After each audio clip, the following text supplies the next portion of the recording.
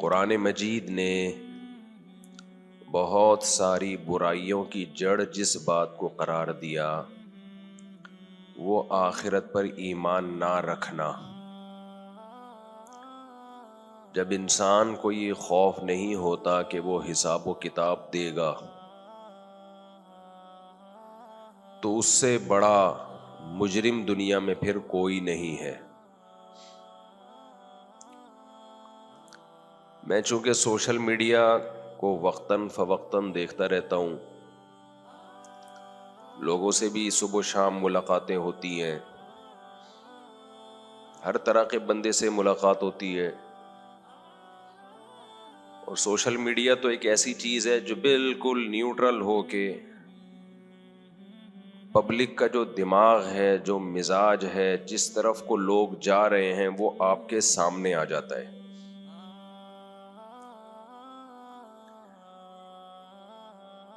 اور چونکہ اس وقت جتنا اثر سوشل میڈیا کا ہے، جتنا بڑا ٹیچر سوشل میڈیا ہے، اتنا بڑا ٹیچر کوئی بھی نہیں ہے۔ ٹک ٹاک ہے، یوٹیوب ہے، فیس بک ہے، انسٹاگرام ہے، اور پتہ نہیں اور بھی کتنے ساری ایپس آ جائیں۔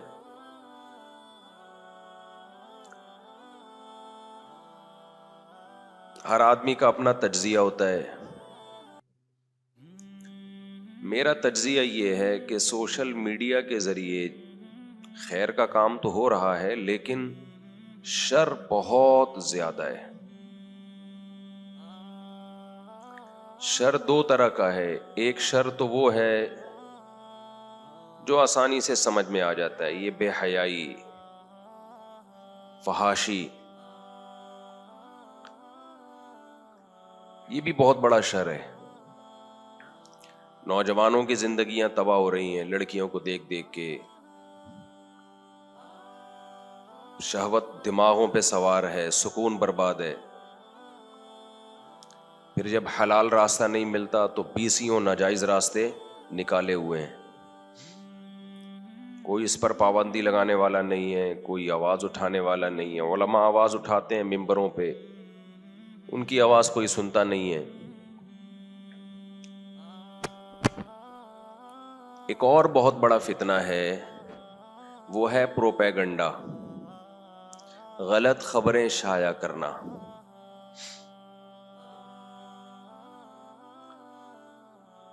غلط خبریں شائع کرنا بھی اتنا بڑا پروپیگنڈا شاید نہ ہوتا۔ جب بھی کوئی نیوز چلتی ہے تو ہم 100% یقین نہیں کر لیتے کہ یہ سچ ہے یا جھوٹ ہے، ہمیں کیا پتا۔ پروپیگنڈے میں جو بڑا پروپیگنڈا ہے، غلط خبر اس اسٹائل سے چلانا کہ وہ نیوز نہیں ہے بلکہ وہ آپ کی ایک باقاعدہ تحقیق ہے۔ ایک تو ہے نا آپ کسی کے حوالے سے کوئی نیوز چلاتے، جی ہمیں یہ بتایا گیا ہے، ہم اس کے ذمہ دار نہیں ہیں کہ یہ صحیح ہے یا غلط ہے۔ ایک ہے اس طرح سے غلط خبریں چلانا،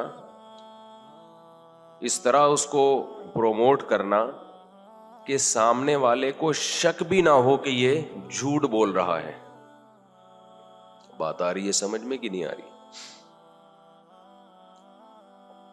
سامنے والے کو ذرہ برابر بھی شک نہ ہو۔ اس کو آواز کو سیٹ کریں نا، گونج رہی آواز بھائی، یہ بہت بڑا پروپیگنڈا ہو رہا ہے۔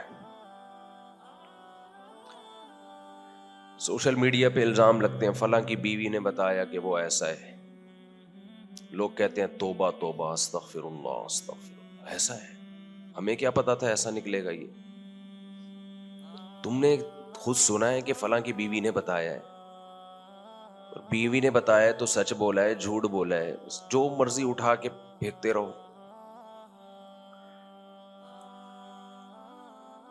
اچھا، اس پہ تبصرہ نہیں ہوگا کہ سچ بولا ہے کہ جھوٹ بولا ہے، آگے اس پہ ایک عمارت کھڑی ہوگی، فلاں نے اپنی بیوی کے بارے میں یہ بتایا ہے کہ یہ ایسی تھی، تبصرے شروع ہو جائیں گے۔ آپ اس کو ہلکا سمجھ رہے ہو، میں سمجھتا ہوں اس وقت ہمارے جو ملکی حالات ہیں اس میں بھی، مذہبی لحاظ سے جو تباہی پھیل رہی ہے اس میں بھی، اور تعلیم کے میدان میں جو ہم پیچھے جا رہے ہیں اس میں بھی، غربت مہنگائی میں بھی، ہر چیز میں جھوٹی خبروں نے جتنا مؤثر کردار ادا کیا ہے اتنا شاید کسی چیز نے کردار ادا نہ کیا ہو. یہ دور ہے پروپیگنڈے کا, یہ وار ہے پروپیگنڈے کی. جو جھوٹ بولنے میں کامیاب ہو گیا اور اس کا جھوٹ پروموٹ ہو گیا وہ جیت جائے گا یہ جنگ. ہمیں یہ چیز سمجھنے کی ضرورت ہے. آپ کو پتہ ہے ہٹلر نے جب عالمی جنگ شروع کی تو اس نے 2-4 بندے پروپیگنڈے کے لیے بٹھائے ہوئے تھے کہ اتنا جھوٹ بولنا, اتنا جھوٹ بولو کہ لوگ اس کو سچ سمجھنے لگے.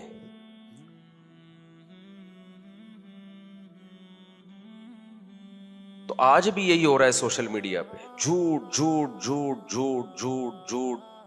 کوئی تحقیق نہیں ہوتی کسی کی, شخصیتوں پہ الزام لگائے جاتے. جو ملک کے خیر خواہ ہوتے ہیں وہ برے بن جاتے ہیں, جو برے ہوتے ہیں وہ خیر خواہ بن جاتے ہیں. مخلص آدمی کے لیے ملک میں کام کرنا ہی مشکل بن چکا ہے, وہ پروپیگنڈے کا شکار ہو جاتا ہے. 2 چیزیں ہمارے ہاں سوسائٹی میں, گھر میں, ملک میں اصلاح کے لیے بہت ضروری ہیں. یہ 2 چیزیں میری بتائی ہوئی نہیں ہیں, یہ اللہ اور اس کے رسول صلی اللہ علیہ وسلم کی بتائی ہوئی چیزیں ہیں. ان 2 چیزوں کو پلے باندھ لیں, زندگی سکون سے گزرے گی آپ کی. اگر آپ اپنی زندگی میں لے آئے تو آپ کی زندگی سکون سے. اگر قوم من حیث القوم اپنی زندگی میں لے آئی تو قومیں سدھر جاتی ہیں, سنور جاتی ہیں اس سے. دیکھو اس وقت ملکی حالات میں سب پریشان ہیں. کوئی کس کو ذمہ دار ٹھہرا رہا ہے, کوئی کسی پہ بلوا ڈال رہا ہے کہ فلاں نے ایسا کیا, فلاں نے ایسا کیا, فلاں نے ایسا کیا. اگر ہم 2 چیزوں کا اہتمام کر لیں, اپنی نجی زندگی میں بھی اور قومی سطح پہ زندگی میں بھی, بہت سارے حالات ہمارے سیدھے ہو سکتے ہیں. ایک, جب تک کسی خبر کی پوری تحقیق نہ ہو جائے, اور تحقیق ریسرچ پیپروں سے نہیں ہوتی, یہ خوب سمجھ لو. جو جھوٹ بولتے ہیں وہ ریسرچ پیپر بھی غلط لکھ سکتے ہیں. تحقیق ہمیشہ اس فیلڈ کے ماہرین سے, اگر کوئی علم کا شعبہ ہے اور اگر کسی کی ذات کے بارے میں الزام ہے تو اس ذات سے جب تک رابطہ نہ ہو جائے, یا اس کے قریبی متعلقین سے جب تک رابطہ نہ ہو جائے, وہ متعلقین جن کا اپنا مفاد نہ ہو, جب تک ان سے رابطہ نہ ہو جائے, کسی شخص کے, کسی ادارے کے, کسی قوم کے بارے میں رائے قائم بولو مت کرو. ایک طوفان بدتمیزی سوشل میڈیا پہ, ہر شخص ملک کے خلاف بکواس کر رہا ہے, ہر شخص ملک کے خلاف بول رہا ہے. مجھے ان بولنے والوں پر اشکال نہیں ہوتا, وہ تو ایجنٹ ہیں, بیٹھے ہوئے ہیں اس کام کے لیے. اشکال ہوتا ہے نیچے کمنٹس دیکھ کے, لوگ اس کو سچ سمجھ رہے ہیں, بولے جا رہے ہیں, بولے جا رہے ہیں, بولے جا رہے ہیں. ہر دوسرا کلپ آپ دیکھ لو, شارٹ کلپس آ رہے ہیں نا آج کل, اتنے ان کے ویوز ہیں, اتنے ملینز اور اتنے کمنٹس. تو اندازہ ہوتا ہے کہ سوشل میڈیا کو یہ پاور حاصل ہو گئی ہے, وہ ایک باقاعدہ فوج ہے, کسی بھی ملک کی ایک آرمی بن چکی ہے, جو حکومتوں کو گرا بھی سکتی ہے اور حکومتوں کو بنا بھی سکتی ہے. آپ بتاؤ کسی قوم کو ایک ایسی اندھی بحری قوت کے حوالے کر دیا جائے جسے مینج کرنے والا کوئی نہ ہو, جو بے لگام ہو, تو اس قوم کی تباہی ہے یا نہیں ہے؟ مجھے ایک بات بتاؤ. یعنی آپ جو پالیسیاں آپ کی جو ملک کی عوام سوچے گی, بنائے گی, وہ ایک آزاد سوشل میڈیا کے ذریعے, اور وہ سوشل میڈیا کو اس کو اجازت ہے کہ وہ جھوٹ بول سکتا ہے, اور اس جھوٹ کو پہچاننے والا, اس پہ تحقیق کرنے کی لوگوں میں صلاحیت نہیں ہے. کسی قوم کو ایسے میڈیا کے حوالے کر دیا جائے تو اس قوم کا بھیانک انجام ہوگا کہ نہیں ہوگا؟ ملک ہمیشہ ملک جو چلانے والی قوتیں ہوتی ہیں وہ ہمیشہ ایک منظم ادارے ہوتے ہیں یا منظم حکومتیں ہوتی ہیں، چاہے وہ سیاسی ہوں چاہے وہ فوجی ہوں، ہمیں اس سے بحث نہیں ہے.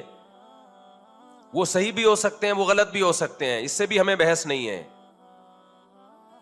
لیکن کنٹرول اداروں کے ہاتھ میں ہوتا ہے یا حکومتوں کے ہاتھ میں. حکومت بھی ایک ادارہ ہے نا، ایک منظم، ایک مینجمنٹ کو حکومت کہا جاتا ہے. اگر سوشل میڈیا کے حوالے قوم کو کر دیا آپ نے،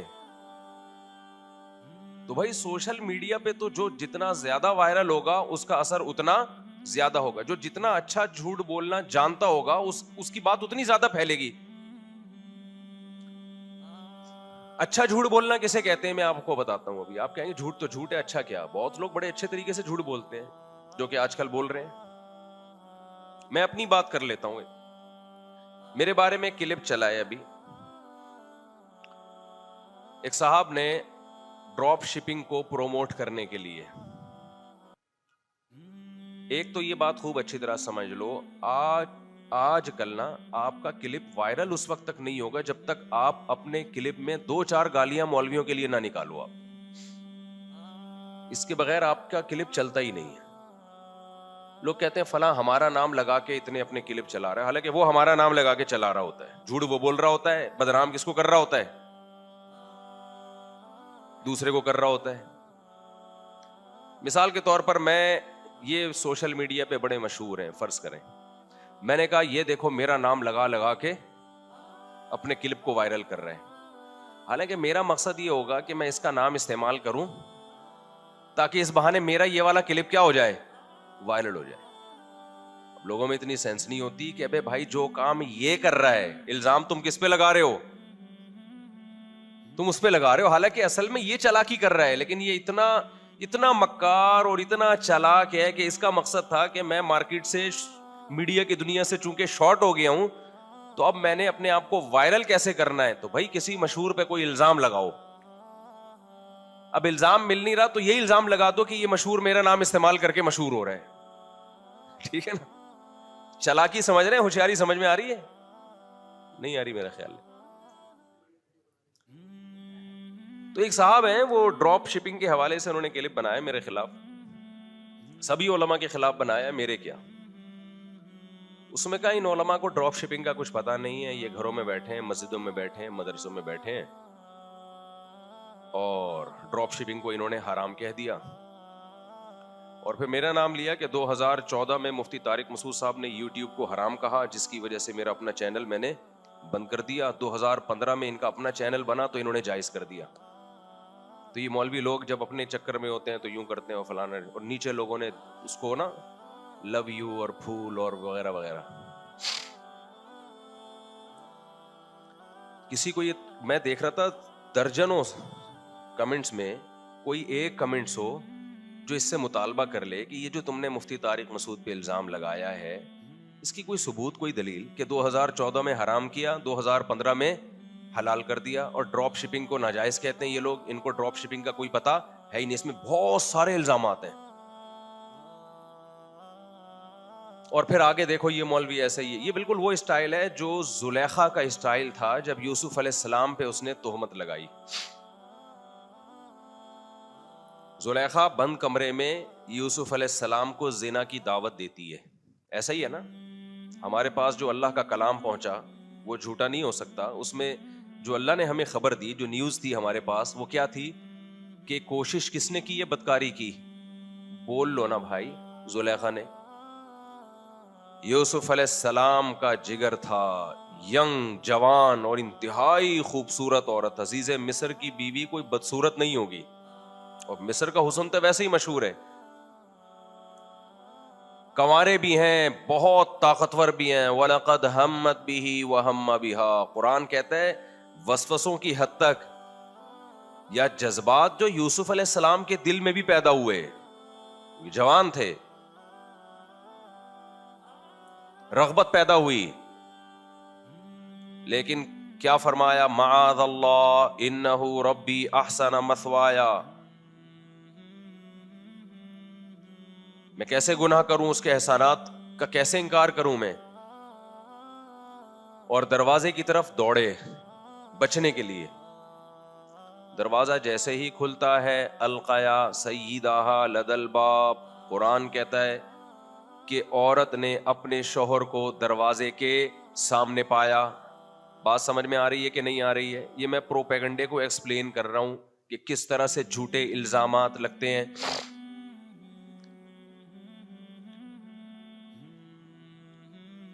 الفیا سیدہا لدى الباب.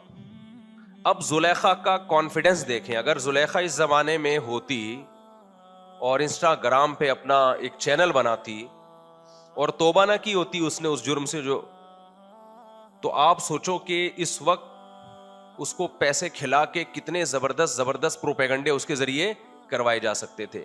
کیونکہ جھوٹ بولنے کے لیے سب سے پہلے یہ ضروری ہے کہ جھوٹ بڑے کانفیڈنس کے ساتھ بولیں. آپ اگر جھوٹ بولتے ہوئے ذرا سا آپ کنفیوز ہو رہے ہیں, لوگ سمجھ جائیں گے یہ جھوٹ بول رہے ہیں. بڑے کانفیڈنٹلی آپ جھوٹ بولیں, تھوڑا ہنسیں بھی مسکرائے بھی, اس طرح سے ہوتا ہے جھوٹ. میں آج انہی لوگوں کو تھوڑا ایکسپوز کروں گا نا جو کیا کیا جھوٹ مارکیٹ میں سوشل میڈیا کے ذریعے چل رہا ہے. اور ہر دوسرا تیسرا کلپ یا تو ملک کے خلاف آئے گا, کنٹری کے خلاف, یا مولویوں کے خلاف. اس کا مطلب مولوی اور ملک میں کوئی مناسبت ہے, کچھ مناسبت ہے پاکستان میں اور مولویوں میں. لہذا دونوں کی پوری دنیا واٹ لگانا چاہتی ہے کہ نہ یہ ملک رہے نہ مولوی رہے. ان کو پتا ہے کہ اس ملک کو بچانے والا طبقہ صرف مذہبی ہے, باقیوں کی توندیں بھری ہوئی ہیں, ان کو کوئی شوق نہیں ہے. صرف مذہبی طبقہ ہے جو جانے دے گا اس کے لیے. مذہب کو ہٹا دے تو کیا بچے گا ہمارے پاس؟ موٹیویشن کہاں سے ملے گی ملک کے لیے جان دینے کی؟ سمجھ میں آ رہی ہے بات کہ نہیں آ رہی ہے؟ اور پھر الزام دیکھو, چاند پہ چلے گئے, وہ مولوی یہ کر رہا ہے, وہ چاند پہ چلے گئے. مولوی نے تمہیں چاند پہ جانے سے روکا ہے یار؟ تم اپنی یونیورسٹیوں کا حال تو دیکھو جا کے. میں واحد بچہ تھا اسکول میں جو مولوی کا بچہ تھا. میرے والد صاحب حافظ قرآن تھے, ویسے تو پاکستان نیوی میں, لیکن نماز بھی پڑھایا کرتے تھے, مسجد کے امام بھی تھے. میں واحد تھا جو نقل نہیں کرتا تھا. میرے ابا نے بتایا ہوتا ہے حرام ہے اسلام میں, اور سارے پھرے موٹے موٹے لے کے حل کر رہے ہوتے تھے. کراچی کے اسکولوں کی بات کر رہا ہوں. ایک خیر تھی مولوی جو تمہیں کرپشن سے روک رہا تھا, اس کے بھی تم خلاف ہو گئے. تو وہ جو ڈراپ شپنگ کے حوالے سے محترم نے کلپ میں کہا, اور یہ میں ایک شخص پہ رد کرنا مقصد نہیں ہے, یوٹیوب اور فیس بک کی دنیا میں ایسے بیسیوں لوگ بھرے ہوئے ہیں, بیسیوں لوگوں سے یہ ایپس بھری ہوئی ہیں. تو انہوں نے کہا ڈراپ شپنگ کو ان مفتیوں نے حرام قرار دیا. پہلا جھوٹ یہ کہ ڈراپ شپنگ مفتیوں نے حرام قرار نہیں دیا ہے. ڈراپ شپنگ حلال ہے. کچھ پابندیاں لگائی ہیں کہ شرعن ان پابندیوں کے بغیر آپ کوئی بزنس بھی نہیں کر سکتے, ڈراپ شپنگ ہو یا کوئی بھی ہو. ایک قبضے سے پہلے آگے مال بیچنا اسلام میں جائز بولو نہیں ہے. یہ صحیح حدیث ہے اس بارے میں. لا تبیع ما لیس عندک, رسول اللہ صلی اللہ علیہ وسلم نے فرمایا جو چیز ابھی تمہارے پاس ہے ہی نہیں, جس کے تم مالک ہی نہیں ہو, اس کو آگے نہیں بیچ سکتے. آپ لوگ چاہتے ہو جوئے سٹے لوگوں میں پروموٹ کر کے نوٹ چھاپو, جب مولوی اس میں رکاوٹ بنتا ہے, حالانکہ مولوی کو اس میں کوئی فائدہ نہیں ہے رکاوٹ بننے کا, وہ حق بیان کرتا ہے, تو بجائے اس کے کہ آپ جوئے اور سٹے کے بازار کو ختم کرو, آپ بتاؤ اس سے پیسے کی جو رولنگ ہوگی, جو پیسہ سوسائٹی میں گھومے گا, یہ نیچرل ہوگا کیا؟ ایک چیز آپ نے لی نہیں ہے, آپ کے قبضے میں نہیں ہے, ادھر سے خریدی, آگے ادھر کسی کو پہنا دی, اس سے خرید و فروخت کا عمل بڑھ جائے گا, اور یہ نیچرل نہیں ہوگا. چیزوں کی ویلیو بڑھتی ہے ان چیزوں سے. ہمارے پیغمبر نے پابندی لگا دی ہمارے اوپر کہ جب تک قبضہ نہیں ہے, صرف ملکیت میں داخل ہونا بھی کافی نہیں ہے, جب تک کوئی چیز آپ کے زمان اور رزق میں نہیں آ جاتی آپ اس کو آگے نہیں بیچ سکتے. دلیل دی حضرت عثمان جاتے تھے اور کمیشن پتہ نہیں کیا کیا فضول نہ, ایسے نہ کوئی سر نہ پیر. کمیشن ایجنٹ بننا ایک الگ چیز ہے. کمیشن ایجنٹ ضامن نہیں ہوتا, لیکن وہ ایک کی چیز دوسرے کو بکوا رہا ہوتا ہے, اس میں ضامن پھر وہ ہوتا ہے جو مالک ہو. میں ابھی مثال سے سمجھاتا ہوں اس کو. یہ تو میرا ٹاپک نہیں ہے ڈراپ شپنگ، لیکن میں بھی بتاتا ہوں کہ مولویوں کو بہت کچھ پتا ہے الحمدللہ، آپ سے زیادہ پتا ہے ڈراپ شپنگ کا. یہ کہتے ہیں مدرسے میں رہتے ہیں اور مسجد میں رہتے ہیں اور ان کو کیا پتا. یہ بالکل ایسے ہی ہے جیسے ایک ڈاکٹر میڈیکل کالج میں رہتا ہے، اپنی کلینک میں رہتا ہے، اس کو لوگوں کے علاج کا کیا پتا. تو علاج کا تو پتہ ہی اس کو ہوگا جب میڈیکل کالج میں رہے گا اور کلینک میں رہے گا. تو مدرسے میں جو رہے گا تو مسائل وہیں آتے ہیں، وہی تحقیق کرے گا. انشورنس کیا ہے، سود کیا ہے، حلال کیا ہے، حرام کیا ہے، اس کو تو تحقیق کا موقع ملے گا. وہاں تاجر آتے ہیں مسائل پوچھنے کے لیے، ڈاکٹرز آتے ہیں مسائل پوچھنے کے لیے. ہر مدرسے کی بات نہیں کر رہا، وہ مدارس جہاں دارالفتہ ہے، جہاں فتویٰ صادر کیا جاتا ہے، وہ ان کو تو تحقیق کا آپ سے کروڑا گنا زیادہ موقع ملتا ہے. ہم مدرسے میں یقیناً بند رہتے ہیں، لیکن بند رہ کے کیا پڑے رہتے ہیں وہاں پہ. آپ دیکھو جتنے مفتیان کرام ہیں، کوئی 20 سال سے فتوے کا کام کر رہا ہے، کوئی 15 سال سے. تو فتوے کے کام میں ریسرچ ہی تو ہے، تو ریسرچ تو متعلقہ لوگوں سے ہوتی ہے. مجھ سے کسی نے بلاک چین کے بارے میں ایک سوال کیا اور مجھے بولا ان کو مولویوں کو کیا پتا بلاک چین کا. تو اور یہ تو مدرسے کے اندر بند رہتے ہیں، یہ مدرسے کے اندر بند رہتے ہیں. میں نے کہا میرے بھائی، میں نے 1999 یا 2000 میں بلاک چین پہ تحقیق کی تھی، اور مدرسے کے اندر رہ کے نہیں کی تھی. ان کا مرکز تھا حسن اسکوائر میں، حسن اسکوائر میں ان کا آفس تھا. وہاں گولڈن کی کے نام سے انہوں نے اس بزنس کو پروموٹ کرنا شروع کیا تھا. تو ہمارے ٹیچرز کی طرف سے ہماری تشکیل تھی کہ ان کے لیکچر اٹینڈ کرو اور سمجھو کہ یہ سسٹم ہے کیا.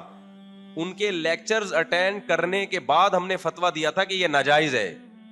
سمجھ میں نہیں آ رہی میرا خیال ہے بات. آج کل کے جو اسکالرز آ رہے ہیں نا، جو کہہ رہے ہیں مولویوں کو کیا پتا تجارتوں کا، ان کو واقعی کچھ نہیں پتا ہے، کیونکہ وہ کل آئے ہیں اور آج فتویٰ دینا انہوں نے شروع کر دیا. نہیں آ رہی میرا خیال ہے بات سمجھ میں. میں کوشش کرتا ہوں اپنی آواز سلو رکھوں، جیسے تمیز سے بیان چل رہا تھا نا، غصہ نہ آنے دو، غصہ نہ آنے دو. تمیز سے جو بات ہوتی ہے وہ کیا ہوتی ہے، اچھی ہوتی ہے. تو پہلا الزام یہ لگا دیا ان مولویوں کو ڈراپ شپنگ کا. یہ ایسے ہی ہے جیسے بلاک چین کا نہیں پتا. ہمیں پتا ہے بھائی، آپ کو آج پتا چلا ہے. ہم جب مدرسے سے فارغ ہوئے تھے تو انہی مسائل کی تحقیق میں لگ گئے تھے. ہمیں اس وقت سے پتا ہے.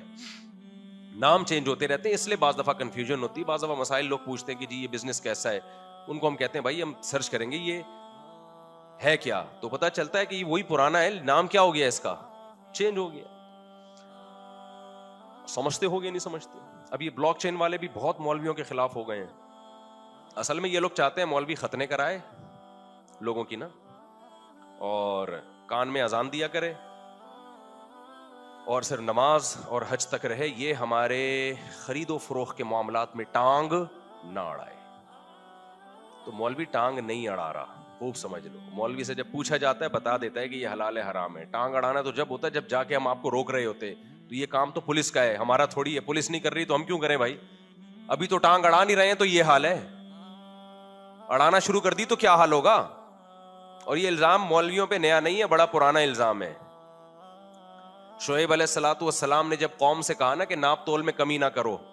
دیکھو اسلام تمام غیر اخلاقی کمانے کے طریقوں کو روک دیتا ہے، پابندی لگا دیتا ہے.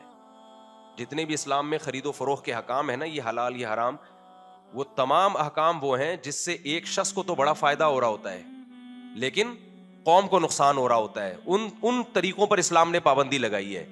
اب جس شخص کو نقصان ہو رہا ہے، اگرچہ قوم کو فائدہ ہو رہا ہے، لیکن وہ شخص کو پھر مولویوں پہ غصہ آتا ہے کہ یار میں کلپ بنا کے ڈال رہا ہوں، ڈراپ شپنگ ہر طرح سے حلال ہے اور مجھے پیسے اس چیز کے مل رہے ہیں، اور ادھر مفتی طارق مسعود کا کلپ چلا دیا کہ قبضے سے پہلے بیع کرنا کیا ہے، ناجائز ہے.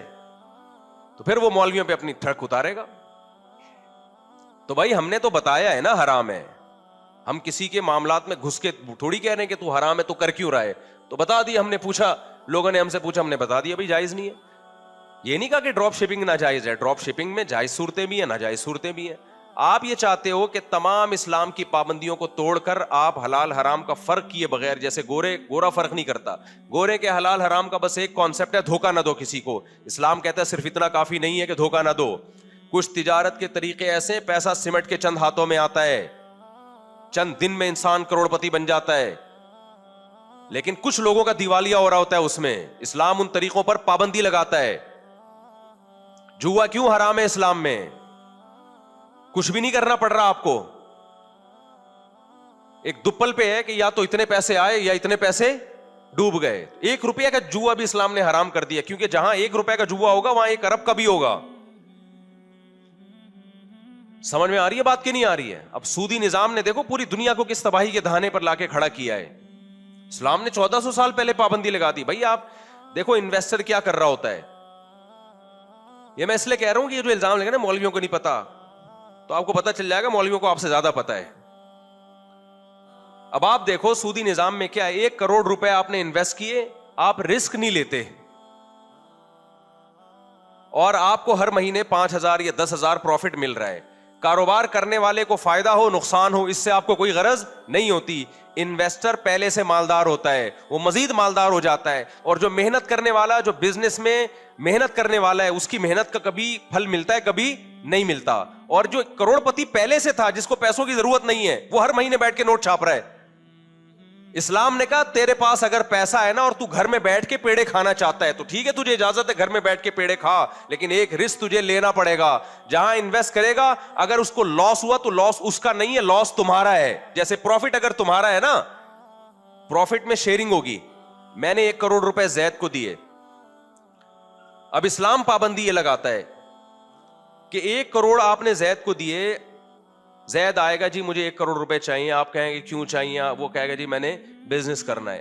اسلام کیا کہتا ہے, بھئی آپ اس سے کہیں بزنس میں آپ کی محنت ہوگی, میرا پیسہ ہوگا, پروفٹ ہوا تو اتنے پرسنٹ میرا, اتنے پرسنٹ آپ کا. یہ پروفٹ ہوا تو چونکہ آپ نے محنت بھی کی ہے, محنت کی ہے نا آپ نے, تو اس کا پرسنٹیج جتنی محنت کرو گے اتنی پرسنٹیج آپ کی بڑھتی چلی جائے گی. بھائی جتنا زیادہ پروفٹ ہوگا پرسنٹیج میں نفع اتنا ہی بڑھ جائے گا نا. ابے کیا ہو گیا, دیکھو 1 کروڑ روپے میں نے اس کو دیے, میں نے کہا بھائی تو 1 کروڑ پہ اگر 1 لاکھ کمائے گا تو 25,000 تیرا, 75,000 میرا, فرض کرو میں نے ایسے کہہ دیا. تو یہ جتنی محنت کرے گا اس کو محنت کا صلہ اتنا زیادہ ملے گا کہ نہیں ملے گا. پروفٹ بڑھے گا تو 25%, اگر 2 لاکھ کا نفع ہوا تو 25,000 کے بجائے 50,000 ہوگا اس کے. میرا بھی پروفٹ ہو رہا ہے لیکن اس کا بھی بڑھ رہا ہے. لیکن اگر اس کو لاس ہوا تو اسلام کہتا ہے ٹوٹل لاس کس کا ہے, انویسٹر کا ہے. لاس میں یہ شریک نہیں ہوگا, اس میں مزدور کو فائدہ پہنچایا ہے, اس لیے کہ اس کے پاس تو پہلے ہی پیسہ نہیں ہے, یہ تو محنت کرنا چاہ رہا ہے. لاس اس کے اوپر ڈالو گے یہ تو بیڑا گرک ہو جائے گا بیچارے کا. لاس ہمیشہ انویسٹر کا ہوگا. سوال پیدا ہوتا ہے تو انویسٹر پہ ظلم ہے نا, کہ بھائی لاس اس نے کیا ہے, جان کر کیا ہو تو ایک الگ بات ہے, پھر ضامن ہوگا. لاس سے مراد ہے کہ قدرت کی طرف سے پروفٹ ہو ہی نہیں رہا. ہر کاروبار میں انسان کی محنت کا اثر نہیں ہوتا. بعض دفعہ کسٹمر اللہ بھیج دیتا ہے, بعض دفعہ اللہ نہیں بھیجتا. اس نے خود ضائع کیا وہ تو ایک الگ بات ہے, وہ تو امانت میں خیانت ہے. اب سوال پیدا ہوتا ہے جی اس لاس انویسٹر کیوں اٹھا رہا ہے, اس میں انویسٹر کا کیا نقصان ہے؟ ہم یہ کہتے ہیں جب تو گھر بیٹھے پیڑے کھا رہا ہے نا, تو گھر بیٹھے پیڑے کھانا اسلام میں آسان نہیں ہے. رسک لینا پڑے گا تو پیڑے کھانے کی اجازت ہے, تاکہ لوگ کم سے کم انویسٹ کریں پیسہ. ان کو پتا ہو کہ آج لوگ میرے پاس آتے ہیں کہ مفتی صاحب ہم تو کسی کو پیسہ انویسٹ کرنا چاہتے ہیں نا, ہمیں تو ہر مہینے 20,000 روپے چاہیے. میں کہتا ہوں لاس میں شریک ہو اس کے ساتھ, تو وہ کہتے ہیں اگر بھائی وہ تو پیسے لے کے بھاگ جائے گا. لوگ ہمیں کہہ رہے ہوتے ہیں وہ تو لاس ہی دکھاتا رہے گا. اس کا جواب کیا ہے, پھر انویسٹ نہیں کرو. پھر کیسے کمائے, خود محنت کرو جا کے. تو پیسوں کی رولنگ کو روکا ہے اسلام نے, جو غیر فطری رولنگ ہے. سمجھتا نہیں ہے نا بات کو.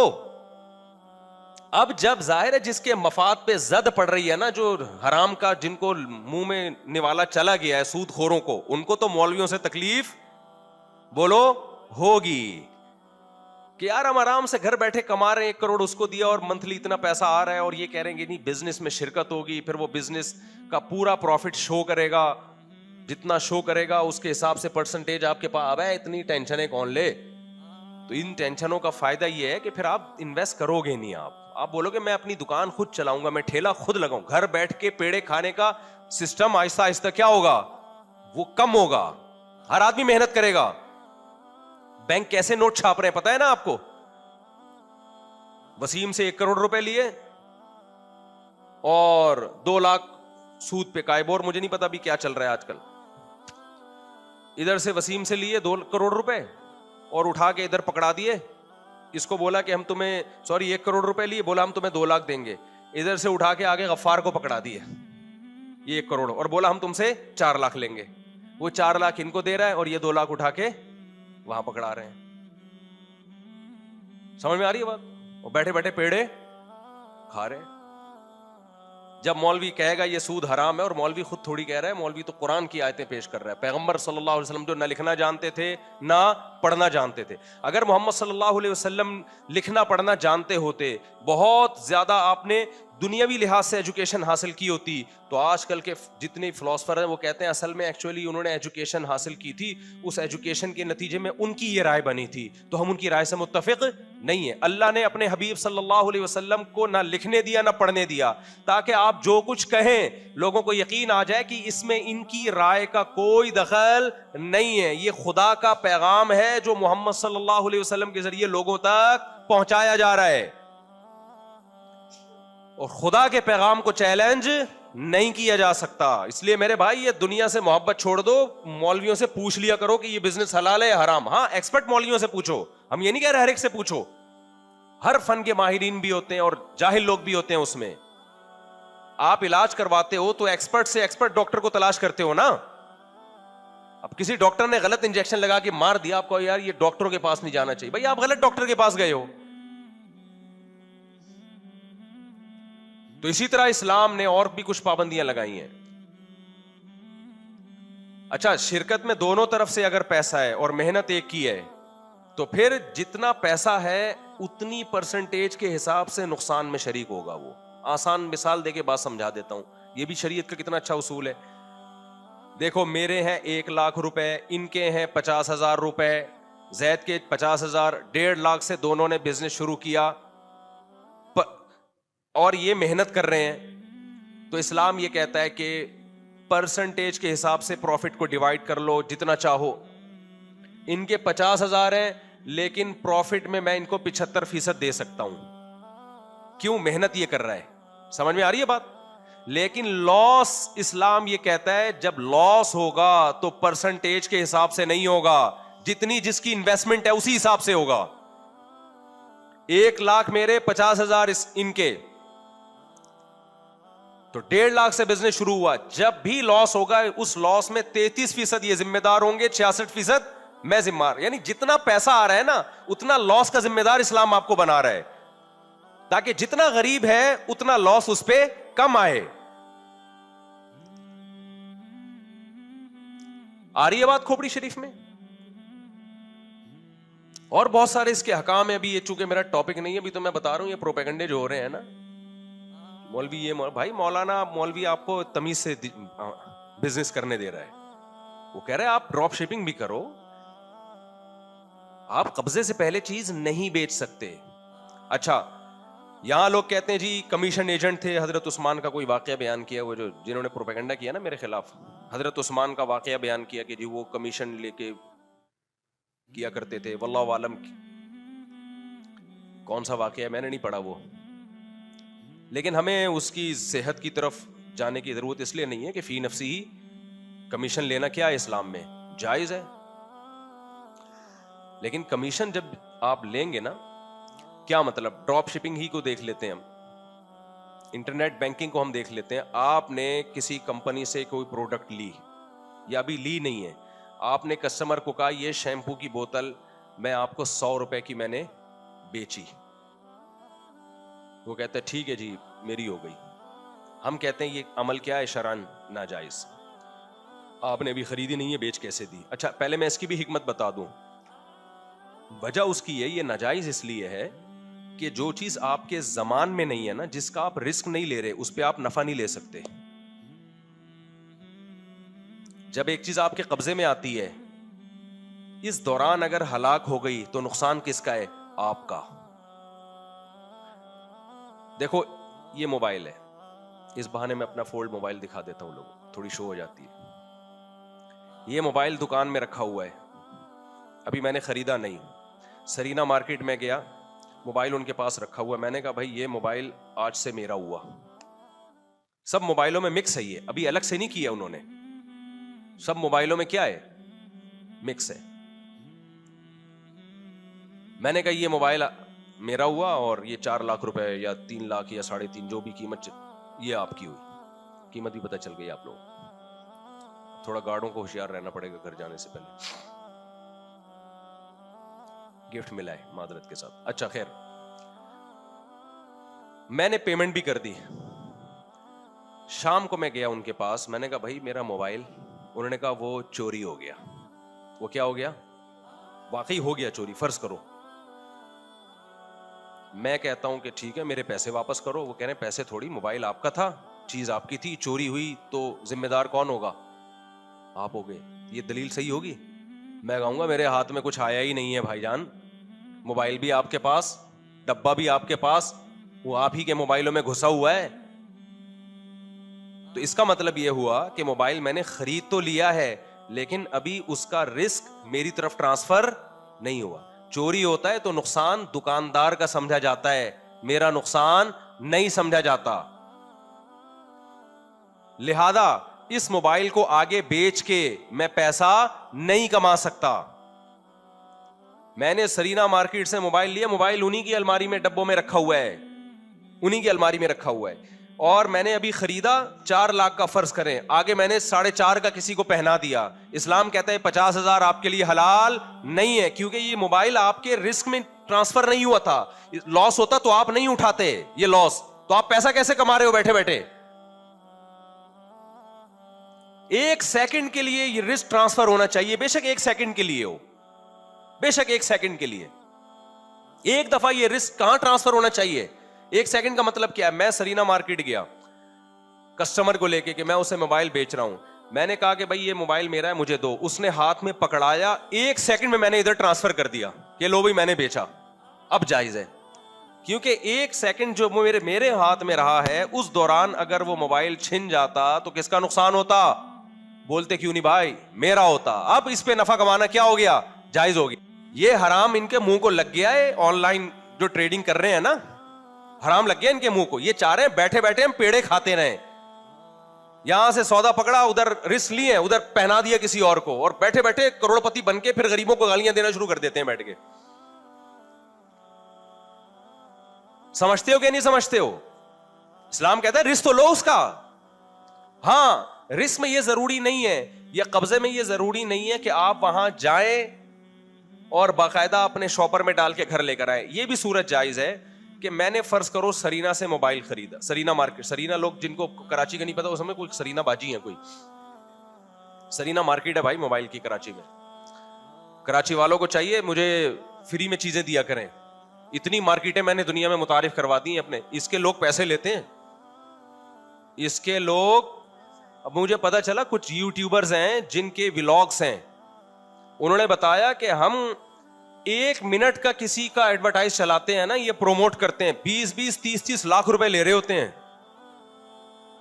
سمجھتا ہے بات کو؟ اور ہم فری پھوکٹ میں. تو سرینا مارکیٹ ہے یہاں پہ کراچی میں. اب آپ وہاں گئے, اچھا ہے کراچی کی مارکیٹیں پروموٹ ہو, شاید کراچی کے کچھ حالات اچھے ہو جائیں اسی بہانے. ہم تو چاہتے ہیں کراچی ترقی کرے یار. آپ گئے مارکیٹ, کراچی جو ہے نا پورے ملک کو 70% جو آپ کا خرچے پورے ہو رہے ہیں نا پورے ملک کے ایکسپینسز, وہ کراچی سے ہو رہے ہیں 70%. 30% باقی کما کے دے رہا ہے آپ کو. یہ بھی ہلکی رپورٹ نہیں ہے, یہ ماہرین کی رپورٹ ہے. ایک اور طریقہ یہ ہے کہ میں گیا سرینا مارکیٹ, میں نے کہا بھائی یہ موبائل اتنے کا میرا ہوا, یہ لو, یا پیسے دیے یا نہیں دیے اس سے کوئی فرق نہیں پڑتا, پیسے تو بعض دفعہ ادھار بھی ہوتے ہیں. میں نے کہا یار یہ جو ڈبہ ہے نا اب یہ میرا ہے, اس کو تھوڑا سا نکال کے کیا کر دو, الگ کر دو. ڈبوں میں مکس تھا, اس نے میرا والا موبائل نکال کے, بھائی مفتی صاحب یہ آپ کی امانت ہے. میرے ہاتھ میں نہیں پکڑایا, لیکن وہاں کیا کر دیا اس نے, الگ کر دیا, بھائی یہ آپ کی امانت ہے. اب جب الگ کر دیا نا تو اس کا مطلب کیا ہے, تو یہ رسک میں منتقل ہو چکا ہے. اب اگر چھینے کا بولے گا, بھائی چھیننے کا مطلب یہ دکان میں کوئی حادثہ ہو گیا, آگ لگ گئی, ڈکیتی ہو گئی, بولے گا بھائی مفتی صاحب ہم نے تو آپ کا موبائل نکال کے آپ کے سامنے کر دیا تھا, آپ کا ہے, آپ نے خود ہی نہیں اٹھانے آئے تو ہماری ٹینشن نہیں ہے, آپ لے جاتے, ہم نے تھوڑی منع کیا تھا. بعض دفعہ یہ ہوتا ہے بندہ کہتا ہے یار یہ میرا موبائل ہے لیکن اپنی شاپ پہ رکھو, یہ الگ کر دیا نا آپ نے, بس یہ پتہ چل گیا یہ والا ڈبہ کس کا ہے, یہ والا ڈبہ میرا, کیونکہ ڈبے تو سارے سیم ہوتے ہیں نا, تو یہ الگ کر دیا یہ والا میرا, اس پہ چاہے نشان بھی لگاتے ہیں کچھ بھی, تو مجھے ذرا کام ہے, میں ذرا گولے گنڈے کھا کے آ رہا ہوں. میں ہوتا ہے نا, آپ بازار میں جاتے ہو خریدتے ہو, یار میں ذرا برگر کھا کے آ رہا ہوں, یار وہ بریانی کی ہے, آپ یہ پکڑو, میں اس دوران چھن گیا تو نقصان چونکہ میرا ہے, لہذا میں اس موبائل کو آگے بیچ سکتا ہوں. تو پتا چلا اصل قبضہ نہیں ہے, اصل چیز کیا ہے, رسک ٹرانسفر ہو جائے. تو جب تک اس کنڈیشن میں نہیں ہوگی کوئی چیز, اس وقت تک آپ آگے فروخت نہیں کر سکتے. اب علماء کی ایک اچھی عادت یہ ہے کہ جب وہ کسی چیز کو ناجائز کہتے ہیں تو اس کا آلٹرنیٹ بھی بتاتے ہیں. بعض دفعہ آپ قبضہ نہیں کر سکتے کسی چیز پہ, تو علماء اس کے 3 آلٹرنیٹ بتاتے ہیں آپ کو. بھائی پہلا آلٹرنیٹ تو یہ کہ خود قبضہ نہ کریں, آپ جس کو بیچ رہے ہیں نا اس کو کہیں کہ تم میری طرف سے قبضہ کرو, اس دوران چیز ہلاک ہو گئی تو نقصان میرا ہے تمہارا نہیں ہے. قبضہ کرنے کے بعد یعنی میرے لیے خریدو, قبضہ کرو, اس کے بعد پھر نئے سرے سے خریدو فروخت کا عمل ہوگا, میں تمہیں یہ چیز بیچ دوں گا. اس پر میں کئی دفعہ بیانات کر چکا ہوں, یہ میرا ابھی ٹاپک نہیں ہے. جمعے کے دن لوگ واضح و نصیحت سننے کے لیے آتے ہیں, فقہی مسائل سیکھنے کے لیے اس مجلس میں نہیں آتے, اس لیے میں اس کو جلدی جلدی فارورڈ کر رہا ہوں. باقی کسی کو سیکھنا ہو تو وہ پورا اس بارے میں علماء کے کلپ بھی ہیں, مفتیان اکرام کے, میرے بھی ہیں, وہ آپ سن لیں, یا ویسے کوئی سوال لکھ کے بھیج دیں تو ہم جواب لکھ دیں گے. میں اس لیے جلدی جلدی اس کو چلا رہا ہوں. دوسرا طریقہ یہ ہے کہ آپ کیا کریں بھائی, بیچیں نہیں بلکہ بیچنے کا وعدہ کر لیں. کیا کر لیں؟ وعدہ کر لیں. آپ میڈیکل اسٹور جاتے ہیں, بھائی ہمیں یہ میڈیسن چاہیے, میڈیکل اسٹور والا بولتا ہے میرے پاس نہیں ہے, کل آپ آؤ گے آپ کو مل جائے گی, یعنی وہ وعدہ کر لیتا ہے کل میں آپ کو دے دوں گا. وہ جاتا ہے جی وہ کوثر میڈیکوز, دیکھو کمپنی مشہور ہو رہی ہے کہ نہیں ہو رہی, کوثر میڈیکوز میں ہر دوا مل جاتی ہے جو کہیں نہیں مل رہی ہوتی, مشہور یہی ہے اور تجربہ بھی یہی ہے. کوثر میڈیکوز جا کے اس نے وہ خریدی, آیا آپ گئے آپ نے خرید لی. کیا مطلب, کل اس نے یہ چیز آپ کو بیچی نہیں تھی بلکہ بیچنے کا وعدہ کیا تھا. لیکن اس وعدے میں یہ ہوتا ہے کہ آپ مکر سکتے ہو, آپ بول سکتے ہو بھائی آپ لے کر آئے ہو مجھے نہیں اب چاہیے. اس کو غصہ آئے گا, اس کا غصہ آنا بھی بجائے, اور وہ یہ بھی کر سکتا ہے آپ کو کہ بھائی میرا جو آنے جانے کا خرچہ ہوا ہے پیٹرول کا, یا یہ دوا میں جو سستے داموں بیچوں گا تو اس میں لاس آپ کو اٹھانا پڑے گا. بعض صورتوں میں اس کی بھی گنجائش ہے کہ بھائی میں تو گیا ہوں, یہ میڈیسن تو کوئی خریدتا ہی نہیں ہے نا ہم سے, میں تو تمہارے لیے گیا ہوں یار, کوثر میڈیکوز سے لے کر آیا ہوں, ابھی اس کا کسٹمر تو ملے گا نہیں اور 15 دن میں ایکسپائر ہو جائے گی. تو یا تو کوئی مریض لے کر آؤ, کسی کو بیمار کرو, اس کے پھوڑا نکالو تاکہ یہ والی دوا اس کو ہم کھلائیں اور پھوڑا اس سے ٹھیک ہو. تو یہ غصہ اس کا بجا ہے, لیکن آپ ابھی تک اس میڈیسن کے مالک بنے نہیں. اس کو کہتے ہیں بیچا نہیں ہے, بیچنے کا وعدہ کیا ہے. تو وعدہ بھی جائز ہے, اگرچہ آپ کا قبضہ نہیں ہے اس کے اوپر, تو آپ وعدہ کر لیں. کسٹمر سے کہیں بھائی یہ چیز اتنے کی ملے گی, آپ کو چاہیے تو بتاؤ میں آپ کو لا کے دیتا ہوں, اور سمجھتے ہو تو کمپنی سے اٹھائیں, اس کے گھر پہ بندہ پہنچائیں, اس کے بعد اس سے بارگیننگ کریں, بھائی یہ ہے. اگر وہ کہتا ہے مجھے نہیں چاہیے تو آپ بولیں یہ تیرا باپ دے گا گاڑی کے پیٹرول کا کرایہ جو بائک پہ میں آیا ہوں ہے, یہ کرایہ اس سے نکلوا لیں آپ. لیکن اس کو حق ہے کہ وہ واپس کر دے, کیونکہ ابھی بیچنے کا وعدہ ہوا ہے, بکی نہیں ہے کوئی چیز. یہ دوسرا آلٹرنیٹ ہے. تیسرا آلٹرنیٹ ہے آپ کمیشن ایجنٹ بن جائیں. آپ کہ میں بیچ ہی نہیں رہا, میں 2 پارٹیوں میں بکوا رہا ہوں جو کہ اسٹیٹ ایجنٹ کر رہے ہوتے ہیں. آپ کہیں بھائی کمپنی سے یہ چیز میں تمہیں اتنے کی دلواؤں گا, اور کمپنی سے بات کر لیں بھی ہمارا کمیشن. اس صورت میں چونکہ آپ اپنی چیز نہیں بیچ رہے, تو اس میں خوب اچھی طرح سمجھ لو کہ جب آپ کمپنی سے خود یا کوئی بھی بندہ اٹھا کے ڈیلیور کروائے گا نا کسٹمر, اس دوران کراچی کے ڈاکوؤں نے وہ چیز یا وہ موبائل اچک لیا تو نقصان کمپنی کا ہے, آپ کا نہیں ہے. اگر نقصان کا آپ کو ضامن بنایا جا رہا ہے, اس کا مطلب یہ کمیشن ایجنٹ نہیں ہو آپ, صرف لیبل لگایا آپ نے کمیشن ایجنٹ بننے کا, آپ حقیقت میں وہ چیز بیچ رہے ہو بغیر قبضے کے. سمجھتا ہے یا نہیں سمجھتا؟ تو یہ 3 چیزوں کو لوگ مکس کر دیتے ہیں. خیر ابھی میرا یہ ٹاپک نہیں ہے تو میں نے تھوڑی سی بات چلا دی. کسی کو یہ ڈراپ شپنگ کے حکام تو علماء نے بہت ڈیٹیل سے بیان کیے. تو پہلا الزام محترم نے میرے اوپر کیا لگا دیا, نئے نئے لوگ بھی بہت سارے آ گئے نا, تو میں بتا رہا ہوں سوشل میڈیا پہ پروپیگنڈا بہت ہوتا ہے. تو میں زلیخا کے بارے میں رپورٹ پیش کر رہا تھا کہ جھوٹ بولنے کے there are 2 types of جھوٹ بولنا. جھوٹ بولنے کے کتنے طریقے ہیں؟ بولو نا, 2 طریقے. ایک طریقہ یہ ہے کہ آپ یہ کہیں کہ فلاں ایسا ہے, فلاں چور ہے، فلاں کرپٹ ہے، فلاں 2 نمبر ہے. یہ ایک طریقہ ہے، ایک بڑا خاندانی طریقہ ہے جھوٹ بولنے کا جو زلیخا نے بولا. سوشل میڈیا پہ یہ دوسرا طریقہ چل رہا ہے، بڑا ہی خاندانی، اس سے جھوٹ 100% سچ لگنے لگتا ہے. وہ خاندانی طریقہ میں بتا رہا تھا. بھائی یوسف علیہ السلام پر زلیخا نے ڈاکہ ڈالا، یوسف علیہ السلام بھاگے، دروازہ کھلا تو آگے شوہر کھڑا ہے جس کو قرآن کہہ رہا ہے سیدہ، آقا. زلیخا کے آقا کھڑے ہوئے تھے. اللہ میاں شوہر کو کیا کہتے ہیں؟ یار تمہارے فضائل پر جب بات ہوتی ہے تو بھی تمہارے منہ سے آواز نہیں نکلتی، تو تمہارے خلاف جب بات ہوگی تو کہاں سے آواز نکلے گی؟ وَأَلْفَيَا سَيِّدَهَا لَدَى الْبَابِ، قرآن کہہ رہے دروازے پہ زلیخا نے اپنے آقا کو پایا. اللہ میاں زلیخا کے شوہر کو زلیخا کا سید، سردار، آقا کہہ رہے ہیں. آئی بات سمجھ میں کہ نہیں آئی؟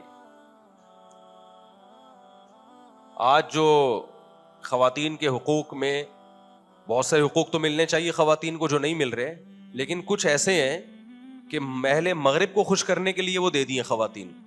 اسلام میں عورت ماتحت ہوتی ہے اپنے ہسبینڈ کی، سمجھ رہے ہو کہ نہیں سمجھ رہے؟ اور شوہر اس کا آقا ہوتا ہے. ہم یہ نہیں کہہ رہے کہ وہ اس کے پاؤں کی جوتی ہوتی ہے عورت، یا اس کی قدموں کی خاک ہوتی ہے، ہم یہ نہیں کہہ رہے. ہم کہہ رہے ہیں گھر کا سربراہ کون ہے؟ بھائی میاں ہے، وہ سربراہ مان لو آپ اس کو. اب دیکھو زلیخا نے جو رپورٹ پیش کی نا، اب یہ جو زلیخا کا میاں تھا اس نے جب دیکھا کہ یار یہ کیا ہو رہا ہے، میری بیوی اور یہ نوجوان ایک بند کمرے میں، یہ کیا مسئلہ ہے؟ تو زلیخا نے یہ نہیں کہا کہ یوسف نے مجھ پہ دست درازی کی ہے، یہ مجھے غلط نیت سے معاذ اللہ دیکھ رہے تھے، یہ نہیں کہا. یہ اگر اس طرح زلیخا بولتی تو یہ جھوٹ کی پہلی قسم ہوتی. یہ جھوٹ بولنے کا وہ طریقہ ہوتا جس سے شک ہوتا ہے کہ پتہ نہیں سچ کہہ رہی ہے کہ جھوٹ کہہ رہی ہے. تھوڑی سی آواز بڑھا دیں اس کی، پہلے گونج رہی تھی نا آواز. زلیخا نے کہا ما جزاء من اراد باہلک سوءا الا ان یسجن او عذاب علیم. اے میرے آقا، اے میرے سرتاج، مجھے آپ یہ بتائیے کہ آپ کی بیوی پر اگر کوئی غلط نیت سے ہاتھ ڈالنے کی کوشش کرے اس کی کیا سزا ہونی چاہیے. یہ جھوٹ کی کون سی قسم ہے؟ جھوٹ بولنے کا اسٹائل نمبر 2، کہ یہ تو بحث میں پڑھو ہی نہیں کہ غلطی میں نے کی ہے یا اس نے کی ہے، یہ تو بحث ہی غلط ہے. آپ سزا بتائیں کہ اس کی سزا کیا ہونی چاہیے. آپ کو جھوٹ بولنے کا طریقہ سکھا رہا ہوں، اگر کبھی پکڑے گئے نا تو اس طرح سے بولا کرو جھوٹ. مرد کیسے پکڑا جاتا ہے؟ مرد کے پکڑے جانے کا یہی خطرہ ہوتا ہے کہ وہ جو ایک صاحب تھے نا،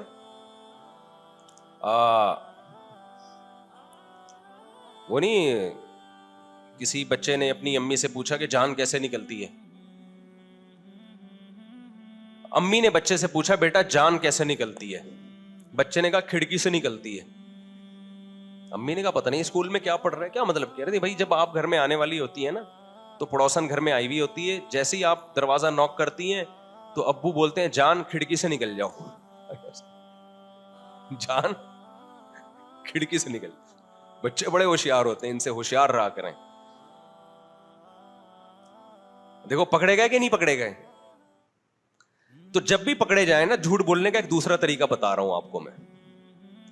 جھوٹ بولنے کا دوسرا طریقہ جو زلیخا نے استعمال کیا، زلیخا نے یہ نہیں کہا کہ یہ مجھ پہ دست درازی کر رہا تھا، بند کمرے میں مجھے ورغلا رہا تھا، بلکہ زلیخا نے کہا مجھے ایک بات بتاؤ کہ کوئی عام عورت کس کو بری نیت سے دیکھے وہ بھی سزا کا مستحق ہوتا ہے، لیکن ایک نوجوان جس کو آپ نے گھر میں رکھا، ساری زندگی پالا پوسا، شاہانہ اور بادشاہوں والی زندگی دی، وہ آپ ہی کی بیوی، یہ نہیں کہ محل میں کسی اور عورت پہ ڈورے ڈال رہا ہے معاذ اللہ، آپ ہی کی بیوی پہ ہاتھ ڈالنے کی کوشش کر رہا ہے، اس کی سزا بتائیں کیا ہونی چاہیے. مجھے فوراً جواب چاہیے، آنسر، اس کی سزا بتائیں آپ. الا ان یسجن او عذاب علیم، جیل میں ڈالنا ہے اس کو یا دردناک، یہ آپ فیصلہ کریں گے. یہ ہے جھوٹ کی وہ قسم کے اگلے کو تحقیق کے قابل ہی نہ چھوڑو کہ غلطی کس کی ہے. سزا کا مطالبہ کرنا شروع کر دو. بالکل مولویوں پہ جو سوشل میڈیا پہ الزامات لگ رہے ہیں نا, ان میں بہت سے الزامات اس نوعیت کے لگ رہے ہیں, بہت سے الزامات اس نوعیت کے لگ رہے ہیں کہ ان مولویوں نے ایسا کر دیا, بتاؤ ان مولویوں کے ساتھ کیا ہونا چاہیے. بھائی تم پہلے فیصلہ تو کرو, یہ ان مولویوں نے کیا ہے, یہ تمہارے حکمرانوں نے کیا ہے, یہ تمہارے تعلیمی اداروں نے کیا ہے یہ کام. تو میں اپنا بتا رہا تھا, میرے اوپر جو الزام لگایا ہے نا, انہوں نے کہا نمبر 1 یہ نئے نئے لوگ آئے ہیں تو الزام کو ریپیٹ کر دوں. میرا مقصد اپنی صفائی بیان کرنا نہیں ہے, میرا مقصد اس شخص پہ رد کرنا نہیں ہے. میرا مقصد تو یہ ہے کہ سوشل میڈیا پہ اس طرح کے لوگ اس طرح الزامات لگا رہے ہیں, آپ کو ان لوگوں سے ہوشیار رہنا پڑے گا, چاہے وہ سیاسی لیڈروں پہ لگائیں, چاہے وہ کسی پہ بھی لگائیں, چاہے وہ مولویوں پہ لگائیں. الزامات جب تک آپ اپنی آنکھوں سے نہ دیکھ لو یا متعلقہ شخص سے رابطہ کر کے تحقیق نہ کر لو, پروپیگنڈے کی دنیا ہے, 5th ورلڈ وار ہے یہ, اس میں تباہ ہو جاؤ گے انہیں پروپیگنڈے میں آپ. تو انہوں نے الزام لگایا مفتی صاحب نے 2014 میں یوٹیوب کو حلال کیا, 15 میں حرام کیا, 15 میں حلال کر دیا. حالانکہ نہ میں نے 2014 میں حرام کیا, نہ 15 میں حلال کا فتویٰ تو دیا. پھر دوسرا الزام یہ لگایا کہ مفتی صاحب نے 2014 میں یوٹیوب کی آمدن کو حرام کہا, پھر 15 میں حلال اس لیے کیا کہ اپنا چینل بنایا. حالانکہ میرا 2018 میں چینل بنائے, 2015 میں. یہ دوسرا جھوٹ بھی. تیسرا جھوٹ, مفتی صاحب لوگ ڈراپ شپنگ کو حرام کہتے ہیں, حالانکہ ہم حرام کہتے ہی نہیں ہیں, ٹھیک ہے نا. ہم تو اس میں کچھ ڈیٹیل بتاتے ہیں, بھائی اس طرح سے حلال ہے, یہ کرو گے تو حلال ہے, یہ کرو گے تو حرام ہے. چوتھا الزام یہ کہ یہ مولوی لوگ مسجد اور مدرسوں میں بند رہتے ہیں, انہوں کیا پتا کہ ڈراپ شپنگ کیا ہوتی ہے. مسجد اور مدرسوں میں بند نہیں رہتے بھائی, ہم 5 ٹائم مسجد میں آتے ہیں. ہم تو چاہتے ہیں کہ مسجد میں بند ہو, کچھ اللہ کا ذکر زیادہ کریں. سمجھتے ہو کہ نہیں سمجھتے ہو؟ اور مدرسوں میں بند نہیں ہوتے, مدرسوں میں تحقیق کا کام ہوتا ہے. لیکن نیچے لوگوں میں کسی ایک شخص کو بھی یہ توفیق نہیں مل رہی کہ اس سے سوال کرے کہ آپ نے جو مفتی طارق مسعود صاحب پہ الزامات لگائے ہیں اس کا کوئی ثبوت پیش کریں, کوئی کلپ چلائیں آپ ان کا. نہ نہ نہ نہ. آگے جو پوری عمارت کھڑی کی اس نے کہ یہ مولوی لوگ تمہیں تجارت سے روک رہے ہیں, یہ یوں کر رہے ہیں اور یہ ایسے کر رہے ہیں, اور میرا بیڑا غرق کر دیا, پہلے مجھے فتویٰ دیا حرام ہے اور میں نے سارا کاروبار چھوڑ دیا, آپ کہہ رہے ہیں حلال ہے, وغیرہ وغیرہ نا. لیکن لوگ ان الزامات کی نہیں کر رہے کہ تحقیق کریں ہم, بلکہ لوگ بھی اس میں شامل ہیں کہ ان مولویوں کا ہونا کیا چاہیے. تو یہ ہے آج سوشل میڈیا کا پروپیگنڈا, اور یہ ہر جگہ ہی ہے. ڈاکٹروں کے خلاف بھی ہے یہ پروپیگنڈا, بعض بے گناہ سیاست دانوں کے خلاف بھی ہے. سیاست دانوں میں بھی برے ہوتے ہیں, لیکن سارے برے نہیں ہوتے بھائی, کچھ اچھے بھی ہوتے ہیں. ایک آدمی نے مجھے کہا کہ وہ فلاں سیاست دان کے بارے میں, وہ دیکھو بھاگ کے بیرون ملک بیٹھا ہوا ہے, تصویریں بھیجی, یہ دیکھو. میں نے تحقیق پتا چلا وہ تو ادھر ہی بیٹھا ہوا ہے کراچی میں, پتہ نہیں کون سے زمانے کی تصویریں اٹھا کے وائرل کی ہوئی ہیں. ایک صاحب نے مجھے کہا کہ وہ فلاں سیاست دان ہے, آپ کو پتا ہے اتنے کروڑوں روپے کی جائیدادیں بنا لی ہیں اس نے. میں نے کہا نہیں مجھے نہیں پتا, اور میں نے کہا مجھے یہ تو پتا ہے کہ آپ کو بھی نہیں پتا. کہہ رہے کیوں, وہ فلاں نے رپورٹ پیش کی. میں نے کہا فلاں نے جو رپورٹ پیش کی ہے اس رپورٹ کے بارے میں آپ کو پتا ہے کہ وہ رپورٹ صحیح ہے کہ غلط ہے؟ ایک جھوٹ کا بازار گرم ہے میرے بھائی, خدا کا واسطہ اپنی جانوں پہ رحم کرو. یہ کہنا سیکھو کہ مجھے معلوم نہیں ہے. آج ہماری قوم کا بڑا مسئلہ یہ ہے کہ جس کو کچھ بھی نہیں پتا اسے ہر فیلڈ کا سب کچھ پتا ہے, اور یہ پروڈکٹ آپ کو پاکستان میں ملے گی. میرا بڑے بڑے ڈاکٹروں سے واسطہ ہوتا ہے, میں اگر کڈنی کے اسپیشلسٹ سے ہارٹ کے بارے میں کچھ پوچھوں نا, وہ فوراً کہہ دیتا ہے مجھے مفتی صاحب ہارٹ کے بارے میں نہیں پتا. حالانکہ وہ پورا ڈاکٹر ہوتا ہے, کچھ نہ کچھ تو پتا ہوگا نا اس کو. میں اگر ہارٹ اسپیشلسٹ سے لیور کے بارے میں پوچھتا ہوں, وہ فوراً کہے گا مفتی صاحب ایک جگر کے اسپیشلسٹ ہیں, ان کا نمبر میرے پاس ہے, آپ ان سے رابطہ کر لیں.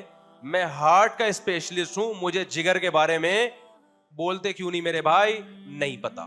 وہ کہہ دے گا کہ مجھے نہیں پتا, اس کو اس میں شرم محسوس نہیں ہوگی. لیکن آپ کسی 2 نمبر حکیم کے پاس جاؤ یا 2 نمبر ڈاکٹر کے پاس جاؤ, آپ اس سے لیور کے بارے میں پوچھو, وہ لیور کے بارے میں ایسی رپورٹیں پیش کرے گا جو آپ کے باپ دادا نے بھی کبھی نہیں سنی ہوں گی. اسے سب پتا ہوگا کہ پودینے کے پانی میں نیمبو ڈال کے پیو, تمہارا جگر کا کینسر ختم. میں ملا ہوں ایسے ڈاکٹروں سے بھی,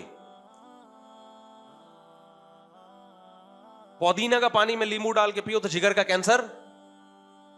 آپ پینا نہ شروع کر دیں کہیں, ایک مثال دے رہا ہوں میں. ان کو ہارٹ کا بھی پتا ہے, لہسن کو پیسٹ بنا کے صبح شام پیئیں, دل گارڈن گارڈن ہو جائے گا آپ کا. کھائیں لہسن, کسی ایکسپرٹ ہارٹ اسپیشلسٹ سے پوچھ لیں. ایسا نہ ہو کہ جو تھوڑا بہت بعض دفعہ کولیسٹرول کی کمی سے بھی دل خراب ہو جاتا ہے. پتہ چلا جو تھوڑا سا کولیسٹرول باقی رہ گیا تھا, لہسن نے وہ بھی باقی نہیں چھوڑا. ہر شخص کو پاکستان میں ہر طرح کی نالج ہے یا نہیں ہے؟ مجھے ایک بات بتاؤ. لہذا مفتی بھی یہاں پتھر اٹھاؤ گے مفتی نکلیں گے. اس کو ڈراپ شپنگ کا بھی پتا ہے, اس کو انشورنس کا بھی پتا ہے, اس کو تکافل کا بھی پتا ہے, اس کو طلاق کے حکام بھی معلوم ہے, اس کو ہسٹری کا بھی پتا ہے, اس کو بنو امیہ کا بھی پتا ہے, اس کو بنو عباس کا بھی پتا ہے, بنو عباس کے جتنے چاچے مامے خالے پھپھے تاریخ میں گزرے سب کا پتا ہے, اس کو محمد بن قاسم کا بھی پتا ہے, اس کو ٹیپو سلطان کا بھی پتا ہے, اس کو ہٹلر کا بھی پتا ہے.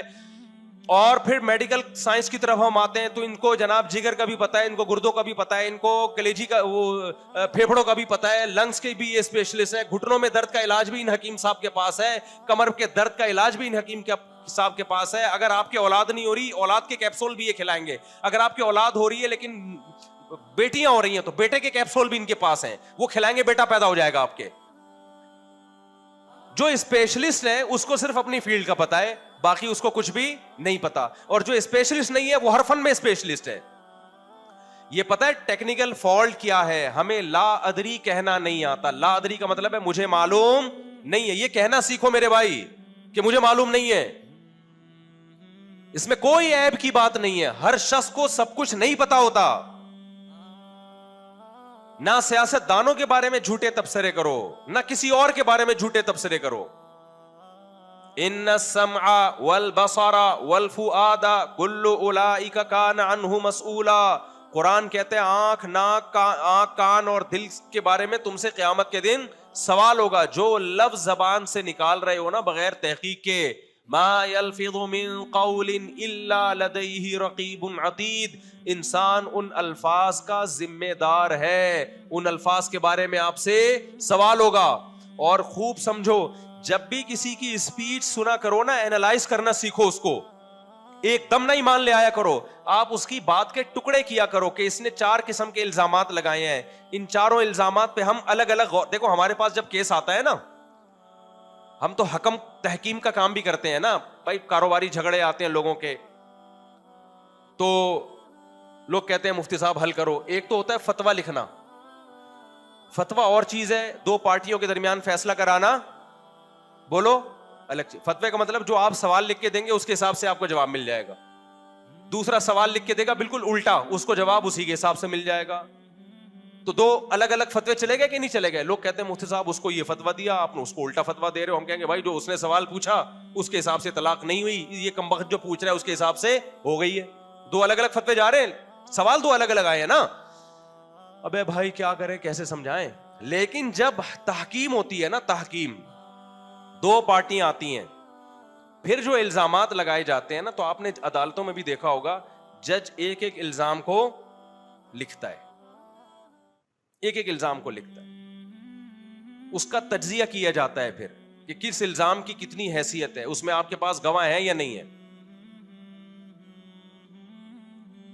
تو جب بھی کسی کا کلپ سنا کریں, ایک میں مثال سے بات سمجھاتا ہوں. آپ کہیں گے مولوی صاحب کس ٹائپ کا بیان لے کے بیٹھ گئے ہیں, یہ ہمیں ضرورت ہے بھائی. پروپیگنڈے سے متاثر نہ ہوا کرو. جب بھی کوئی دعویٰ کرے اس کے اسٹائل پہ مت جاؤ, اس کے رونے دھونے پہ مت جاؤ, اس کے چیخنے چلانے پہ مت جاؤ, اس کے جذبات پہ مت جاؤ.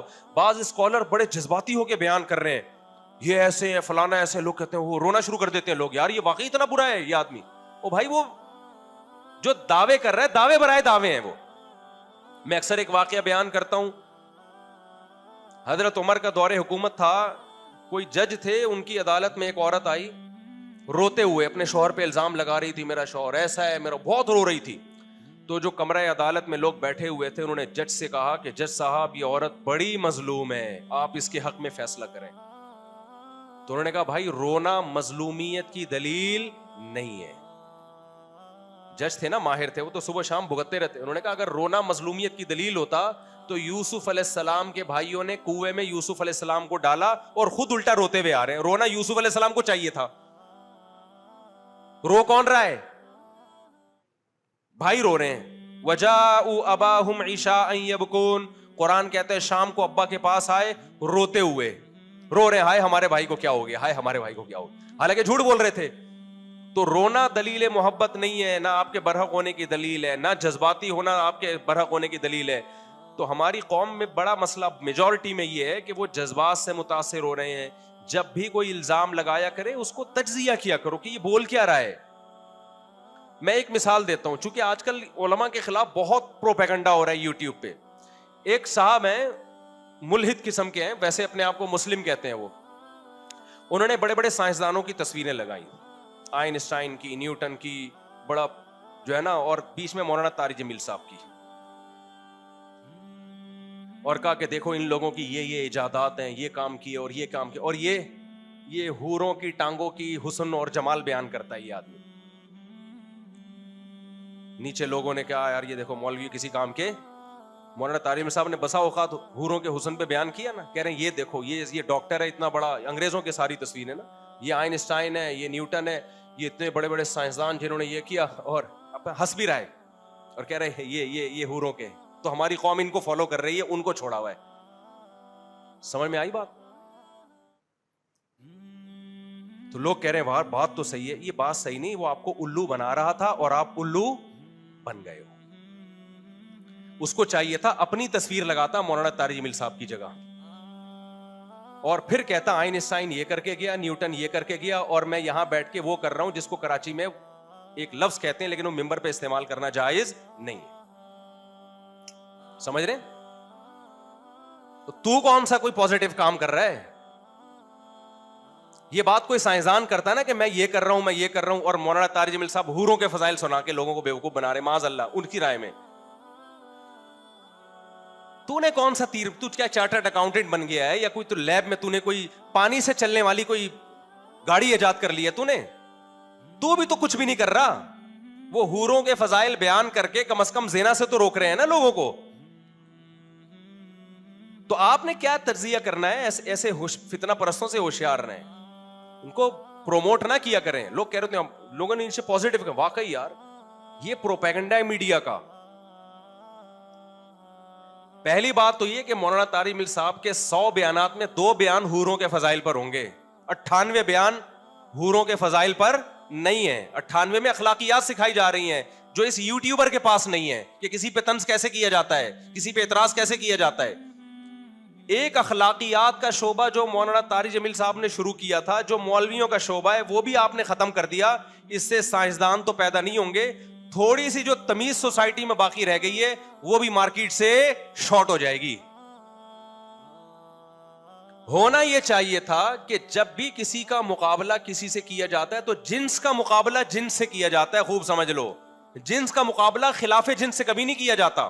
مثال کے طور پر یہ ڈاکٹر اس نے یہ میڈیسن ایجاد کی, یہ ڈاکٹر اس نے یہ میڈیسن ایجاد کی, اور یہ میکینک آج تک اس نے کوئی دوا ایجاد نہیں کی ہے. وہ میکینک کہے گا میرا مقابلہ میکینکوں سے کروا میرے بھائی, تو ڈاکٹروں سے مجھے کیوں بھڑوا رہا ہے؟ ابے کیا ہو گیا تمہیں؟ سمجھ میں آ رہی ہے بات کہ نہیں آ رہی ہے؟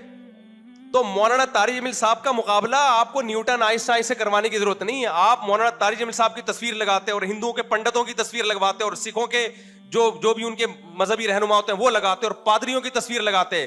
پھر آپ کہتے ہیں یہ پادری یہ گائیڈ کر رہا ہے, یہ پنڈت یہ کہہ رہا ہے, اور مولانا طارق جمیل صاحب کا بیان سنو وہ کیا کہہ رہے ہیں.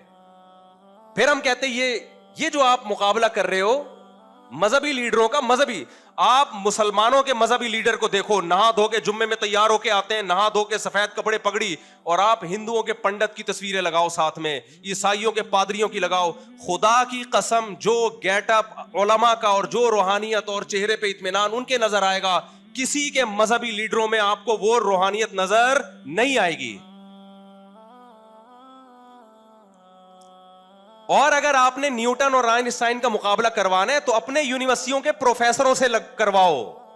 لمس یونیورسٹی کے پروفیسر کی تصویر لگاؤ وہاں پہ, آپ کراچی یونیورسٹی کے پروفیسر کی تصویر لگاؤ وہاں پہ کہ یہ کیا کر رہے ہیں اور یہ کیا کر رہے ہیں. سارا نزلہ کس پہ اتارا جا رہا ہے؟ مولویوں پہ ٹھڑک پوری کی جا رہی ہے اپنی. مجھے ایک بتایا وہاں اٹلی میں یا کہیں جرمنی میں کوئی پادری نے آنا تھا عیسائیوں کے، جس کے اٹلی میں ان کے پوپ آتے ہیں نا وہاں پہ. اب وہ عیسائی لوگ انتظار میں کھڑے ہوئے کہ ہمارے پوپ آئیں گے. ہمارے یہاں سے ایک عالم گئے، میں نام نہیں لینا چاہتا ہوں عالم کا، وہ شاید ناراض ہو جائیں. ان کا اتنا خوبصورت چہرہ، اتنی بڑی داڑھی ان کی، بڑے چہرے پہ ایک رونق. جب وہ اترے ہیں نا تو وہیں کے لوگوں نے مجھے بتایا اٹلی میں کہ عیسائی ان کو دیکھ کے حیران ہو گئے کہ یار یہ مسلمانوں کے مذہبی رہنما ہیں. یعنی وہ اپنے پادری کو چھوڑ کر کس کی طرف مائل ہو رہے ہیں؟ جو مسلمانوں کے مذہبی رہنما ہیں ان کی طرف مائل ہو رہے ہیں. تو پروپیگنڈا دیکھو کس طرح سے ہو رہا ہے. میں پھر بار بار کہتا ہوں مجھے ان لوگوں پہ اعتراض نہیں ہوتا جو ایسے کلپ بناتے ہیں تو پیڈ ہوتے ہیں، ان کے تو اپنے مفاد ہوتے ہیں. اعتراض آپ لوگوں پر ہوتا ہے بھائی جو ان کے پروپیگنڈے سے متاثر ہو جاتے ہیں. سمجھتے ہو کہ نہیں سمجھتے ہو؟ آپ یہ کہہ سکتے ہو کہ پھر ان مولویوں کی ہمیں ضرورت کیا ہے جب نہ انہوں نے بلب ایجاد کیا، نہ یہ گاڑی ایجاد کر سکتے ہیں، نہ گاڑی کا پنچر لگا سکتے ہیں، یہ حوروں کے فضائل کے علاوہ کچھ بھی نہیں سنا سکتے، تو ان کی ہمیں ضرورت کیا ہے؟ مقابلہ نہ کرو آپ یہ اعتراض کر سکتے ہو. تو بھائی جو آخرت پر ایمان رکھے گا اس کو مولوی کی ضرورت ہوگی، جو آخرت پر ایمان نہیں رکھتا اس کو مولوی کی کوئی ضرورت نہیں ہے. اس کے لیے تو مولوی سے زیادہ بیکار طبقہ واقعی دنیا میں کوئی نہیں ہے. کیونکہ اگر آپ یہ اس نظریے کے قائل ہو کہ ہم نے مر کے مٹی ہو کے ختم ہو جانا ہے تو پھر آپ واقعی میں کہتا ہوں مولوی سے بیکار طبقہ دنیا میں کوئی بھی نہیں ہے. پھر تو ضرورت ہی نہیں ہے، پھر تو قرآن کی بھی ضرورت نہیں، پھر تو پیغمبروں کی بھی ضرورت نہیں، پھر تو اسلام کی بھی ضرورت نہیں ہے. پھر تو یہ دنیاوی اور مادی ترقی ہی سب کچھ ہے. لیکن قرآن پکار کے کہہ رہا ہے وما بلغوا معشار ما آتیناہم، اس ترقی سے متاثر مت ہونا. پچھلی امتوں کو جو ہم نے تباہ کیا ہے اسی سائنسی ترقی پہ انہوں نے ناز کرنا شروع کر دیا اور پیغمبروں کی دعوتوں کو ٹھکرانا شروع کر دیا.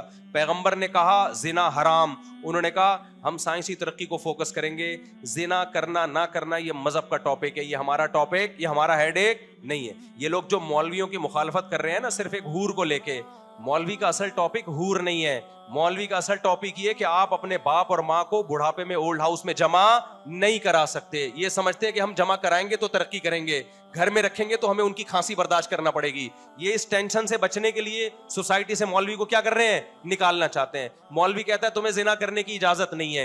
ان کو پتا ہے اگر ہم نے زنا کو حرام کر دیا تو بہت ہم چاند پہ تو پہنچ، دیکھو انگریز زنا کر کے بھی چاند پہ پہنچا کہ نہیں پہنچا، تو ان کو تو چاند پہ پہنچنا ہے. ان کو کیا اس سے کہ خدا کس چیز سے خوش ہوتا ہے، خدا کس چیز سے ناراض ہوتا ہے.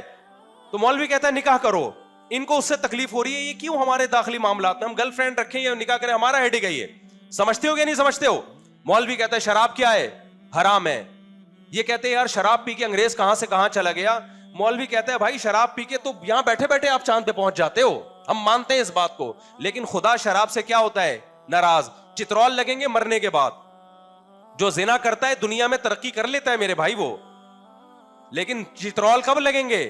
مرنے کے بعد. جو ماں باپ کو اولڈ ہاؤس میں جمع کرتا ہے ترقی کر لیتا ہے، ہو سکتا ہے میڈیکل کالج میں اس کے نمبر زیادہ اچھے آئے کیونکہ ابا کی ٹینشن ہی ختم ہو گئی، لیکن چترول کب لگیں گے؟ بولتے کیوں نہیں؟ مرنے کے بعد. سود کے ذریعے آپ پیسہ کماؤ گے، آپ قوم کا بیڑا غرق ہو یا نہیں ہو آپ فائدے میں بظاہر چلے جاؤ گے. چترول کب لگیں گے؟ بولو نا. مرنے کے بعد. عورت پردہ نہ کرے ترقی کر لے گی وہ. بہت سی انگریز عورتیں نے زنا کر کے کتنی ترقی کی ہے، ہر شعبے میں آگے بڑھی ہیں، وہ ملکوں کی وزیر اعظم ہو سکتا ہے بن گئی ہوں. چترول کب لگیں گے؟ مرنے کے بعد. آپ شرک کرو ترقی پھر بھی کر لو گے. چترول کب لگیں گے؟ مرنے کے بعد. تو آپ مرنے کے بعد کی زندگی کا انکار کر دو تو پھر مولوی بھی فضول اور اس کی یہ باتیں بھی فضول. لیکن آپ اگر مرنے کے بعد کی زندگی کے قائل ہو تو آپ کے لیے نیوٹن اور آئنسٹائن کی اتنی اہمیت نہیں ہے جتنی مولوی کی اہمیت ہے. سمجھ میں آ رہی ہے بات کہ نہیں آ رہی ہے؟ تو آپ اپنا کانسیپٹ کلیئر کرو بھائی، موت کے بعد کی زندگی کو مانتے ہو یا نہیں مانتے. نہیں مانو منافقت چھوڑ دو. پھر یہ نہ بولا کرو میں مسلم ہوں لیکن میں ان مولویوں کو نہیں مانتا. او بھائی تو جھوٹ بول رہا ہے. تو سمجھتا ہے بات کو کہ نہیں سمجھتا؟ اور حوروں کا جہاں تک مسئلہ ہے تم مذاق اڑاؤ حوروں کا، ہمیں تو چاہیے بھائی تم اڑاؤ مذاق. کل خدا کی قسم ہم تمہارا مذاق اڑائیں گے. نوح علیہ السلام جب کشتی بنا رہے تھے نا تو قوم مذاق اڑا رہی تھی کہ پانی ہے نہیں اور یہ مولویوں کو دیکھو یہ پٹے لے کے کیا بنا رہے ہیں کشتی. نوح علیہ السلام نے کہا مجھے اللہ نے وحی کی ہے بھائی عذاب آئے گا. انہوں نے کہا عذاب کا کوئی چانس ہے نہیں, کوئی سمندر قریب میں ہے نہیں, کوئی دریا ہے نہیں کہ سیلاب آئے, اور یہ مولویوں کو دیکھو کیا کر رہے ہیں. تو نوح علیہ السلام نے فرمایا ان تسخروا منا فانا نسخر منکم, اڑا لو مذاق, کل ہم تمہارا مذاق اڑائیں گے. تو آپ آج حوروں کا مذاق اڑا لو بھائی, ہم تو خدا کے وعدوں پر یقین رکھتے ہیں بھائی, ہمیں تو حوریں چاہیے, ہمیں تو چاہیے بھائی, اور ہم تو اللہ سے دعا مانگتے ہیں اللہ ان حوروں سے ہمیں محروم نہ کرنا اور ان کمبختوں کو محروم کر دینا. یہ دنیا میں بھی محروم ہے حوروں سے, ان کو گرل فرینڈز ملتی ہیں, بیویاں ان کو نہیں ملتی, اور گرل فرینڈ کا جب موڈ آف ہوتا ہے وہ چھوڑ چھاڑ کے چلی جاتی ہے اس کو. جب زیادہ تو کل آج تو غریب ہو جا, دیکھتا ہوں میں تجھے کتنی حوریں دنیا میں ملتی ہیں. دیندار لوگوں کو وفا کرنے والی بیویاں ملتی ہیں, وفا کرنے والی اولادیں ملتی ہیں جو بڑھاپے میں سہارا بنتی ہیں.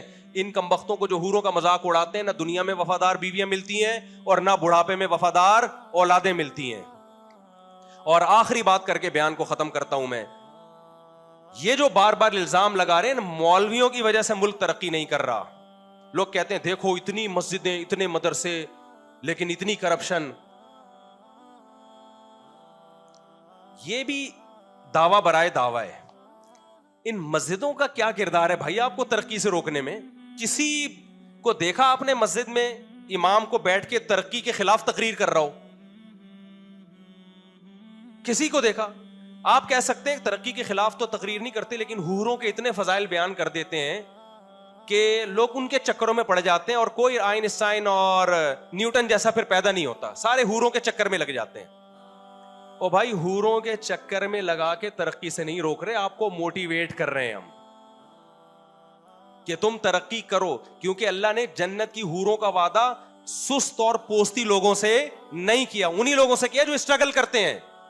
میرے تو میڈیکل کالج میں بیانات ہوتے رہتے, میں کہتا ہوں تمہیں حوریں ملیں گی نہیں اس وقت جب تک تم پڑھائی کو فوکس نہیں کرو گے. اسلام جب دنیا میں آیا, مجھے ایک بات بتاؤ, سائنس نے ترقی کی ہے یا تنزل میں گئی ہے سائنس؟ یہ تو گورے اعتراف کر رہے ہیں کہ مسلمان سائنٹسٹ اگر نہ ہوتے تو جس ترقی پہ آج ہم ہیں آج سے 500 سال کے بعد ہوتے. تو اسلام کے دنیا میں آنے کے بعد ہی لوگوں نے سائنسی ترقی شروع کی ہے. تو اسلام نے کون سا ایسا سبق دیا تھا کہ سائنسی ترقی شروع ہو گئی؟ اس وقت تو یورپ اندھیروں میں ڈوبا ہوا تھا. جتنے آپ کے سائنسدان ہیں نا جو اس وقت جتنے علوم ہیں, ان سب کے تانے بانے کہیں نہ کہیں مسلمان سائنٹسٹ سے جا کے مل رہے ہوں گے. تو اگر اسلام ترقی میں رکاوٹ ہوتا ہے یا مولوی ترقی میں رکاوٹ ہوتا تو بنیادیں کیوں رکھی ہوتی ہیں اسلام نے سائنس کی؟ ایک چیز خیر کی تھی, آپ نے سائنس کا لیبل لگا کے اس خیر کو بھی سوسائٹی سے ختم کر دی. ہمارے ہاں میں ایک مثال دیتا ہوں, ہمارے ہاں جو تھوڑی بہت خیر ہے نا میرے بھائی, تھوڑی سی خیر, جو تھوڑی کرپشن کم ہے, بہت زیادہ ہے لیکن اور زیادہ ہوتی اگر یہ مدارس اور یہ مسجدیں نہ ہوتی, کیونکہ تھوڑا بہت حوروں کی لالچ میں ہو سکتا ہے کرپشن چھوڑ دے وہ. اگر یہ دینی مدارس اور مسجدیں نہ ہوتی جہاں کوئی خیر کی باتیں ہو رہی ہیں, تو خدا کی قسم آپ کے قانون میں اور آپ کے حکمرانوں کے پاس اتنی پاور نہیں ہے کہ وہ قوم کو سنبھال لیتے. انہوں نے, وہ خود اتنے کرپٹ ہیں, وہ تمہیں کرپشن کے خلاف بیان دیتے کیا؟ وہ لطیفے سناتے تمہیں کرپشن کے خلاف؟ ان کا کرپشن کے خلاف بولنا خود لطیفہ ہوتا. یہ تو تھوڑا بہت قبر کا عذاب کا خوف ہے جو لوگ دیانتداری سے کام لے رہے ہوتے ہیں.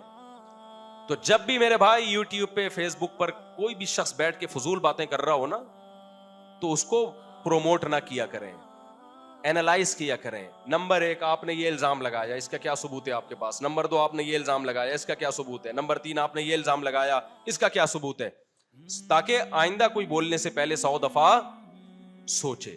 سمجھ رہے ہو کہ نہیں سمجھ رہے ہو؟ اللہ تعالیٰ سمجھنے کی اور کھوپڑی کو استعمال کرنے کی توفیق دے. Thanks for watching. Please subscribe, like, share Mufti Sufyan.